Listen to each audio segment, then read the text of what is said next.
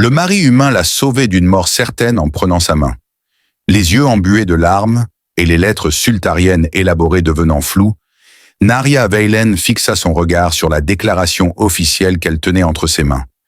Les siens avaient été vénérés par les 7 régions il y a 3 siècles. Pour rembourser leurs dettes de guerre, la famille Veilen vendait sa dernière fille. Selon son oncle pragmatique d'Arion, le match a été autorisé par le Conseil. L'accord satisfait les diplomates humains. Une personne. La voix de Narya trembla. En le prononçant, le terme lui semblait étrange. Il n'y a que quelques décennies que les humains, avec leur mode de vie particulier et leur technologie de pointe, sont entrés dans leur système solaire. Je n'arrive pas à croire que tu me demandes d'épouser une race qui n'existait pas avant la fin de la Première Guerre mondiale. L'ourlet de la robe cérémonielle de son oncle était maintenu en place par sa main à 4 doigts. La famille Veilen est coincée. Nos ancêtres ont promis leur soutien à la garde impériale, mais ils n'ont jamais tenu leurs promesses. Les armes qui ont finalement mis fin à la guerre ont été livrées par l'humanité. Les 2 dettes sont satisfaites par cette union. Narya détourna son regard vers la fenêtre où elle observa les 2 lunes s'élever au-dessus des flèches cristallines de la capitale. Les bombes avaient laissé derrière elles des vestiges rafistolés de structures autrefois grandioses que la faible lumière bleue révélait. Il y avait un compromis pour chaque objet charmant dans son monde. Quelqu'un sait qui il est, elle s'enquit enfin de Toran Reed.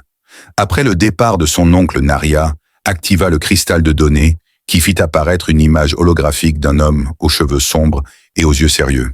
Darien a dit que l'homme est un ingénieur qui a aidé à concevoir les stabilisateurs atmosphériques qui ont sauvé nos colonies extérieures. La cérémonie aura lieu dans 14 jours. Selon son dossier, il avait 32 ans terrestres, était célibataire et avait accepté cet arrangement de son plein gré. Le mot volontaire la faisait grimacer, mais elle n'avait pas d'autres informations à son sujet que les envoyés diplomatiques qui visitaient la capitale de temps en temps. Il lui semblait ordinaire. Ce soir fatidique, Narya rassembla ses maigres possessions, un médaillon contenant les cristaux d'essence de ses parents, un livre de poésie ancienne, une miniature qu'elle avait sculptée lorsqu'elle était enfant, un livre sur le mystérieux désir humain de pouvoir et de nouveautés exotiques en préparation de son mariage avec un extraterrestre d'une autre espèce. On disait que les humains étaient fascinés par les motifs bioluminescents qui apparaissaient sur la peau des sultariens lors des états émotionnels. Elle allait probablement devoir laisser une partie d'elle-même derrière elle. Les jours qui suivirent furent un tourbillon de cérémonies et de préparatifs alors qu'elle était mesurée pour les robes de liaison coutumières, instruite sur les coutumes humaines et formée à son nouveau devoir en tant qu'ambassadrice à travers les mondes. Personne ne lui avait demandé si elle voulait cet avenir. Personne ne pensait qu'elle pourrait avoir des aspirations au-delà de celles d'un traité vivant. 7 jours avant la cérémonie, son fiancé a envoyé un colis contenant un appareil de communication basique avec un message enregistré. Narya hésita avant de l'allumer. « Salutations Narya Veilen », dit une voix douce parlant avec soin dans sa langue maternelle. « Je suis Toran. Je voulais t'envoyer quelque chose avant que nous nous rencontrions. Nous savons tous les 2 que cet arrangement n'est pas idéal, mais je vous assure, je ne t'utiliserai jamais pour mon propre bénéfice ou comme un pion politique. Tout lien que nous forgerons sera fondé sur un respect mutuel. » Il fit une pause. Narya, incertaine de ses sentiments, éteignit le message. Les mots étaient faciles, même si les siens étaient sincères. L'empire sultarian était tombé sur des promesses tout aussi belles. Alors qu'elle regardait le dernier coucher de soleil de sa vie de célibataire, un espoir indésirable scintilla dans sa poitrine. Peut-être que cet humain serait gentil, contrairement à son propre peuple, qui était froid et calculateur. La chambre cérémonielle avait l'air d'un espace froid et diplomatique, dépourvu des symboles traditionnels du mariage sultarian qui auraient dû orner les murs. À la place, il y avait les drapeaux des 2 mondes et un petit groupe de fonctionnaires qui semblaient plus à l'aise dans une négociation commerciale que dans un mariage. Cependant, elle avait appris que la gentillesse pouvait être le plus joli masque pour les intentions les plus sinistres. Se tenant fièrement dans ses robes cérémonielles argentées et bleues avec leurs motifs complexes rendant hommage à ses ancêtres, Narya avait passé des heures à orner son visage de marque traditionnelle, attirant l'attention sur les motifs luminescents naturels qui traçaient dans ses pommettes non pas pour son époux humain, s'était-elle assurée, mais pour sa propre dignité. Si la maison Veilen devait être mémorisée, ce serait avec fierté. Les premiers à arriver furent les délégués humains dont la tenue étriquée et rigide aux teintes sombres et aux lignes droites donnait l'impression d'une réclusion étouffante. Torren Reed, qui était plus grand qu'elle ne l'avait anticipé, marchait d'un pas délibéré, ses épaules montrant une tension dans leur posture, et ses yeux d'un brun riche ressemblant à de la terre trempée par la pluie rencontrèrent les siens instantanément. L'officiel lut les termes de l'alliance, et Narya se sentit glisser dans un état d'observation passive jusqu'à ce que l'officiel leur fasse signe de s'approcher l'un de l'autre. Selon les coutumes des deux royaumes, l'officiant déclara « L'union doit être scellée par le consentement et le toucher ». Narya était reconnaissante qu'ils s'abstiennent de sourire, car elle trouvait cela insincère. Torren semblait comprendre la réticence des sultariens à toucher des étrangers, car le contact physique était considéré comme sacré et ne devait être accordé qu'à la famille et aux partenaires de choisis. Au lieu de tendre la main vers elle, comme c'était la coutume, il étendit sa paume vers le haut, entre eux, comme pour offrir non pour demander. « Naralen », dit-il prudemment en sultarian. Il parla d'un ton formel comme on pouvait s'y attendre, mais son ton la fit sursauter et lever les yeux vers lui. Ses yeux révélaient une réelle inquiétude et en dessous de l'incertitude. Cet être humain était tout aussi anxieux qu'elle. L'agent de protocole toussa avec impatience. « J'entre dans ce lien avec respect pour votre héritage et votre personne. Je demande votre consentement librement donné à cette union. » Narya ressentit le poids de l'anticipation sur elle, alors qu'elle leva timidement la main pour rencontrer la sienne, les touchant à peine. « Je consens à cette union, » dit-elle en termes traditionnels avant d'ajouter une expression dans sa langue. « J'accepte ton respect et j'offre le mien en retour. » Ses yeux s'écarquillèrent légèrement à son utilisation de l'anglais et il s'approcha doucement d'elle, ses mouvements plus délibérés que les siens.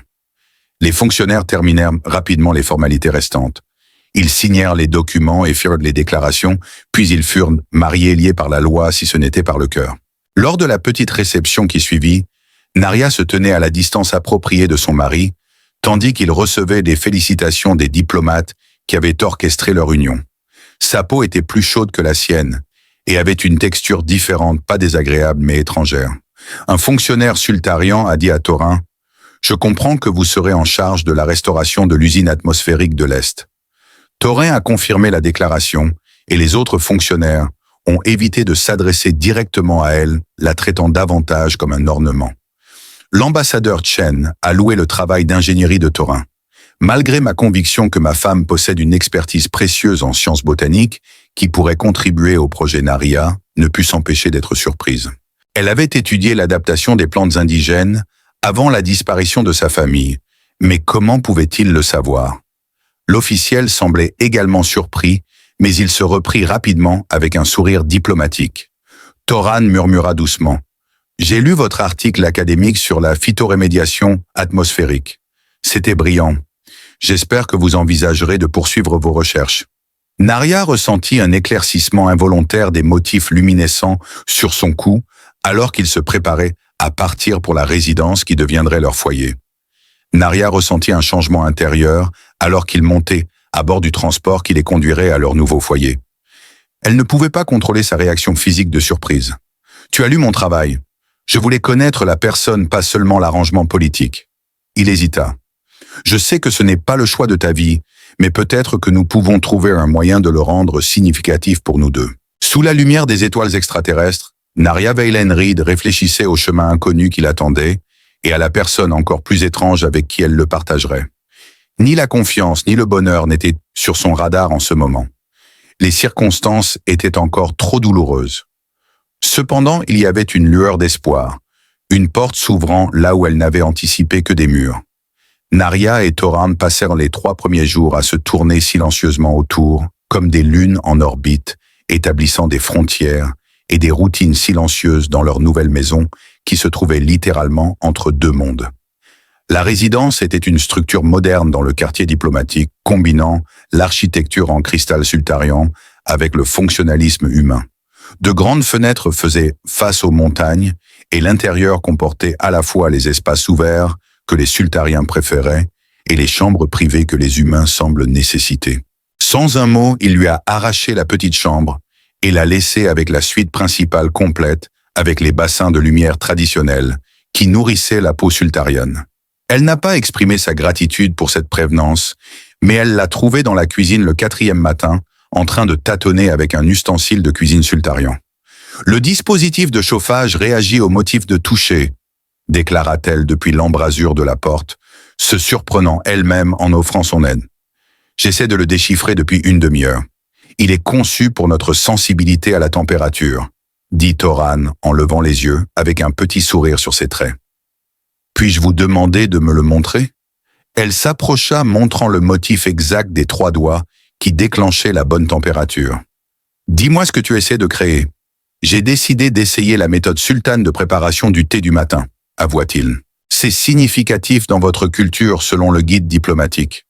Puis Naria ressentit une chaleur soudaine et inattendue dans sa poitrine. C'est vrai, mais très peu de gens dans l'univers sont capables de le faire. Veuillez m'enseigner si vous êtes disposé à partager vos connaissances avec moi.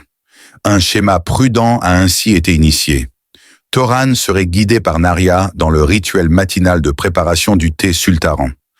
En échange, il lui a fait découvrir le café, une pratique locale qui lui semblait étrange, mais pas désagréable. Leurs discussions ne dépassaient jamais le niveau superficiel. Ils brisèrent le silence tendu et commencèrent à parler de choses comme les différences culturelles, la météo et les travaux de restauration de la ville. Souvent le soir, Toran restait tard dans l'installation atmosphérique, laissant Naria réfléchir à la vie seule. Alors que sa ville se remettait des effets de la bataille, elle se sentait suffisamment en sécurité pour sortir et explorer à nouveau. Il replantait les anciens jardins. Les flèches brisées commençaient à se dresser à nouveau. Son existence était en flux tout comme son environnement. Rien de son futur n'était révélé. Elle trouva Toran profondément endormie sur le canapé, absorbée par des schémas techniques, une nuit où elle ne pouvait pas dormir et errait dans leur salon commun. Son visage serein dans le sommeil était illuminé par la lumière des lunes jumelles. Elle récupéra délicatement une tablette de données qui avait échappé à sa prise et la mit de côté. Ses commentaires et questions étaient superposés à ses anciens articles de recherche plutôt qu'à des plans d'ingénierie sur l'écran. En recherchant son travail, il voyait sans cesse des parallèles avec ses propres idées auxquelles elle n'avait pas pensé. Une nouvelle fascination pour son corps endormi a éveillé l'intérêt de Naria. Il paraissait plus jeune quand il reposait son visage. Les rides qui s'étaient formées entre ses sourcils s'estompaient. Dans son sommeil, sa main se recroquevillait à peine comme si elle tenait quelque chose de précieux. Elle lutta contre une envie irrésistible de passer ses doigts dans les mèches noires de ses cheveux. En silence, elle s'est retirée, mais l'image mentale est restée. Cet être humain peinait à comprendre son étude, malgré sa fatigue, essayait d'imiter ses traditions culturelles, malgré sa maladresse, et lui offrait de l'espace quand elle en avait le plus besoin. Le lendemain, au retour de Toran du travail, Naria avait méticuleusement préparé le dîner combinant des saveurs du sultanat avec des éléments terreux qu'elle avait recherchés. « Tu n'étais pas obligé de faire ça », remarqua-t-il, sa voix trahissant sa surprise. Un simple « oui » est sorti de sa bouche. « Nous apprécions énormément vos efforts pour restaurer l'atmosphère. Vous devez manger sainement. » C'était leur premier repas partagé. Leur silence, autrefois malaisé, est maintenant plus un échange amical. Après cela, Nia était hésitante à exprimer ses pensées. « J'ai remarqué vos commentaires sur mon étude », avoua-t-elle. L'expression sur le visage de Toran devint légèrement gênée alors qu'il disait « Les liens que vous avez établis avec les processeurs atmosphériques sont perspicaces. » Elle répondit rapidement « Non. J'aurais dû demander avant de regarder votre travail si intensément. C'est gratifiant d'avoir quelqu'un qui comprend son potentiel. Après le déshonneur de ma famille, mes contributions académiques ont été largement rejetées. La politique ne devrait pas dicter la valeur scientifique, dit-il. Elle a été prise de court par la rage soudaine qui a traversé son regard. Les efforts de restauration pourraient être complètement transformés par vos théories sur la modification des plantes indigènes pour gérer les toxines. Leur discussion s'est prolongée jusqu'à tard dans la nuit, abordant des sujets aussi divers que la philosophie philosophique et la théorie scientifique. Quand Naria parlait à cet homme, elle ne se sentait plus comme une sultane, mais comme une scientifique parlant à une intelligence semblable, une personne parlant à une autre personne. Toran s'attarda dans le couloir alors qu'ils prenaient finalement des chemins séparés. Après le dîner, il la remercia. Concernant la discussion, cela m'a manqué de converser avec quelqu'un qui comprend à la fois les aspects philosophiques et techniques de notre travail. Naria avoua, moi aussi, alors qu'elle sentait les motifs subtils de sa luminosité naturelle réagir à ses émotions et se répandre sur sa peau. Torren s'abstint poliment de commenter ce spectacle sexuel s'il en avait vent. Mais lorsqu'il a dit au revoir, la tendresse dans ses yeux laissait entendre que leur union prévue pourrait se transformer en quelque chose qu'il n'avait pas prévu, un véritable partenariat. Alors que les sirènes de panique retentissaient dans tout le bâtiment, l'installation atmosphérique sombrait dans un état de désordre complet. Le stabilisateur avait échoué, déclenchant une réaction en chaîne de panne dans le secteur Est qui pourrait retarder les réparations pendant des mois. Alors que les ordres d'évacuation résonnèrent dans les couloirs, les ingénieurs se dépêchèrent de limiter les dégâts. Bien que le sol sultarien contenait des poisons résiduels, Naria se trouvait dans le laboratoire botanique voisin où elle faisait pousser des semis hybrides. Elle n'était pas immédiatement préoccupée par ses spécimens ou ses études lorsque l'alarme s'est déclenchée. Torren était le coupable. Le cœur battant, elle le cherchait allant à contre-courant des évacués. Aucun d'eux n'avait anticipé comment leur mariage arrangé avait changé au cours des 2 derniers mois. La relation entre eux avait évolué d'un respect professionnel à une amitié, puis à quelque chose de plus nuancé non dit, mais définitivement présent. À travers le système de communication, quelqu'un a crié que la chambre de traitement principale approchait des niveaux critiques. Rapidement, tous les employés doivent quitter les lieux. En atteignant le centre de contrôle, les motifs lumineux de Naria éclatèrent dans une crise de nervosité.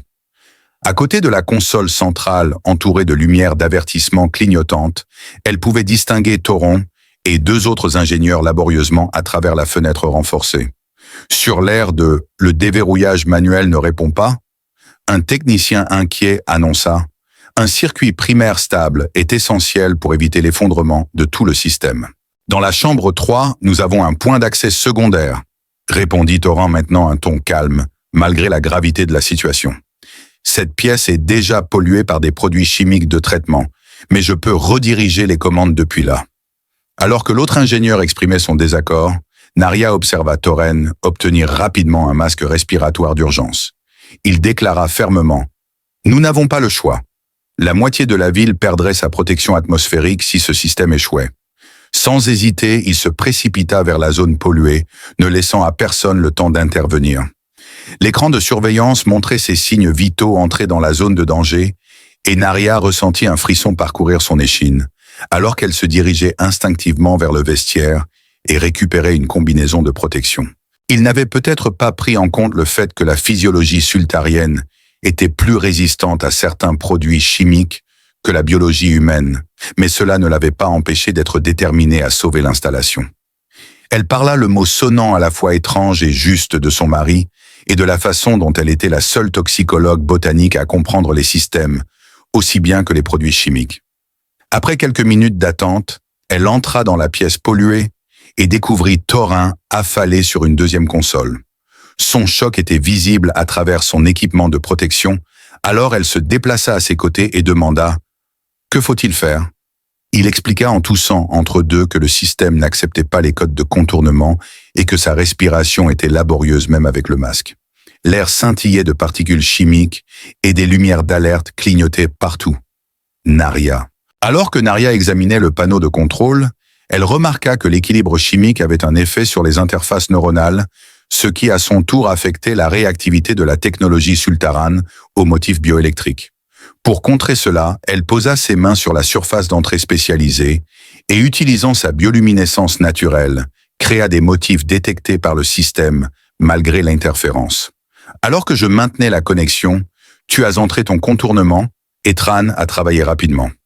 Naria se concentra sur la stabilisation de l'interface, ce qui fit pulser intensément sa luminescence. Ils ont pu stabiliser les systèmes principaux et maîtriser la cascade dangereuse. Juste au moment où le voyant d'urgence est devenu ambre, Torren est tombé soudainement contre la console. Ils furent rapidement conduits à l'unité médicale par l'équipe de décontamination qui les attendait à la porte de la chambre. Nura le soutenait son poids alors qu'elle les conduisait tous les deux à la sortie. « Reste avec moi. » Ils s'assirent l'un côte à côte dans la salle de récupération des heures plus tard après avoir reçu un traitement pour exposition chimique. C'était trop risqué pour toi de venir me chercher, murmura Toren, sa voix encore rauque. Narya interrompit se surprenant elle-même par sa véhémence en disant « Non, ce n'est pas ton rôle de me protéger au péril de ta vie. » Elle continua en disant qu'elle n'aurait pas dû entrer seule et que Toren n'aurait pas dû la suivre non plus. Quelle que soit la nature de cet arrangement à l'origine, il s'est transformé en quelque chose d'autre.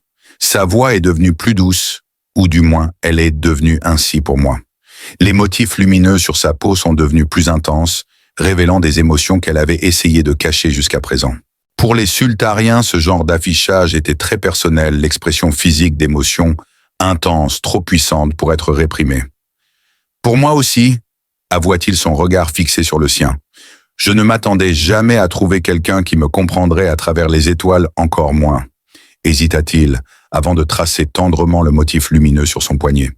Il lui laissa suffisamment de temps pour se retirer si elle le souhaitait. Moins que quoi ? Bien moins que quelqu'un pour qui je serais prête à tout risquer, murmura Narya, ses mots portant la vérité crue qui flottait entre eux. Loin des distractions des manœuvres politiques et du faste diplomatique, Noura Veilen Reed prit une décision qui lui appartenait totalement. Alors qu'il franchissait le dernier fossé entre leurs mondes, elle se pencha en avant et l'embrassa, un geste humain d'affection qu'elle avait étudié mais jamais mis en pratique. Il sourit et elle ressentit un changement bienvenu par rapport au mariage diplomatique glacial qui les avait réunis. C'était la cérémonie traditionnelle d'union sultarienne après tout. Cette fois, les fleurs luminescentes des deux mondes ornaient le vieux pavillon de cristal qui surplombait les jardins restaurés. La musique qui emplissait l'espace ouvert était une belle fusion de mélodies terrestres et de motifs tonaux sultariens qui parvenaient à se mêler harmonieusement malgré leurs différences. « Es-tu sûr de cela ?» demanda Darien alors qu'il se préparait à conduire sa nièce sur le chemin cérémoniel. Alors qu'elle ajustait la robe cérémonielle élaborée, ornée des motifs de sa famille et des symboles de ses réalisations scientifiques, Narya annonça aux invités rassemblés qu'elle avait choisi d'organiser une cérémonie traditionnelle sultariane pour renouveler son mariage avec Toron, une décision qui avait surpris tout le monde. Son éclat inné qui s'était intensifié au fil des mois alors qu'elle cédait à la joie était encore plus mis en valeur par la peinture luminescente typique. Tohan, vêtu d'une interprétation moderne des vêtements sultaniens qui rendait hommage à son héritage, tout en reconnaissant son humanité, se tenait au centre du pavillon. Un regard d'admiration sans retenue traversa son visage alors qu'elle s'approchait. Ni les représentants du gouvernement, ni les documents de traité n'étaient présents à cette occasion. Des collègues et des connaissances des deux côtés se sont réunis pour voir ce qui semblait auparavant être un exploit impossible. Il y avait une connexion authentique entre eux qui dépassait les barrières culturelles et biologiques. Toran parla en premier et en sultaran parfait lorsqu'ils se tinrent la main. Il avait étudié dur pour devenir fluent dans cette langue. Ses doigts s'entrelacèrent avec les siens alors que Narya Veilen lisait « Quand le destin nous a réunis, il m'a donné un collègue qui est devenu un ami qui est devenu cher et un cher qui est devenu un foyer. Aujourd'hui, je choisis à nouveau ce qui a été choisi pour moi, mais avec la pleine connaissance de la personne remarquable que tu es. » répondit Narya, sa luminescence dansant sur sa peau en motif complexe de joie. Elle a commencé à parler sa langue, et son anglais est maintenant aussi fluide que son sultarian. Je te choisis non pas comme un symbole de ton monde ou du mien, mais comme celui qui m'a appris que la maison n'est pas un lieu, mais une connexion. Ce qui a commencé comme un devoir est devenu la liberté dont je ne savais pas que j'avais besoin, Toren Reed. Le rituel se poursuivit avec le mélange habituel des essences littérales et symboliques pour Narya, dont la bioluminescence les enveloppa brièvement tous les deux d'une lumière douce qui suscita des murmures de gratitude parmi les spectateurs rassemblés. La célébration qui suivit fusionna également les traditions des deux royaumes. Il y eut de la danse d'abord maladroite, alors que les invités tentèrent de suivre des pas étranges, puis joyeuse lorsqu'ils laissèrent de côté la formalité pour se livrer au pur plaisir.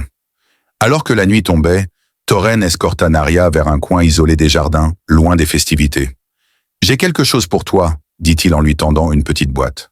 C'est une tradition humaine d'échanger des cadeaux à des moments significatifs. Les chefs avaient pu travailler ensemble pour créer de nouvelles saveurs qui rendaient hommage aux deux traditions. À l'intérieur, elle découvrit un bijou exquis qui était complètement hors de sa portée. Le pendentif abritait un écosystème bioluminescent miniature, où de petites créatures des deux mondes vivaient en harmonie changeant constamment de motif. Cela expliqua-t-il représentait ce qu'ils avaient créé, quelque chose de nouveau qui rendait hommage aux deux origines tout en restant uniques à eux-mêmes. « C'est magnifique », murmura-t-elle, ses yeux captivés par les motifs des petites lumières qui reflétaient sa propre luminescence. « Comme toi », répondit-il simplement l'aidant à le nouer autour de son cou. À leur retour chez eux qui n'était plus une résidence diplomatique, mais leur propre maison remplie d'objets et de souvenirs qu'ils avaient choisis ensemble, Toran s'arrêta au seuil. Il sourit et sa luminescence réagit encore à cela. « Il y a une autre tradition terrestre, dit-il et Narya rit alors qu'il l'enlaçait. Vos coutumes terrestres sont étranges mais pas désagréables. Tout comme les humains eux-mêmes, suggéra-t-il et elle le corrigea en portant ses lèvres aux siennes, alors qu'ils la portaient dans leur maison.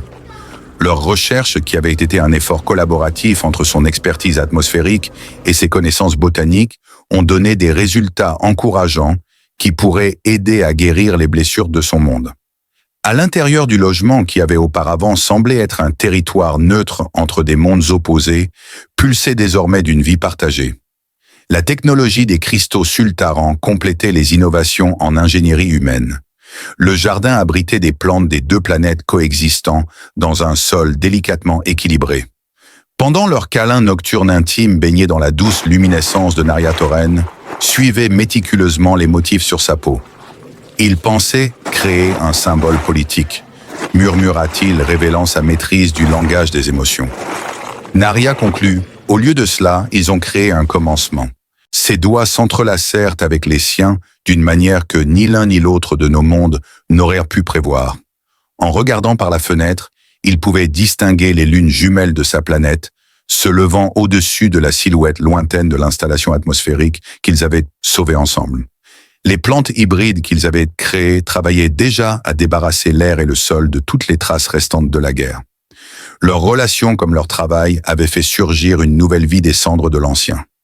Sous les étoiles qui avaient vu des empires se lever et s'effondrer, deux êtres de mondes différents avaient trouvé une vérité universelle, que l'amour, lorsqu'il est librement choisi et honnêtement donné, pouvait combler n'importe quelle distance, même la grande étendue entre les étoiles.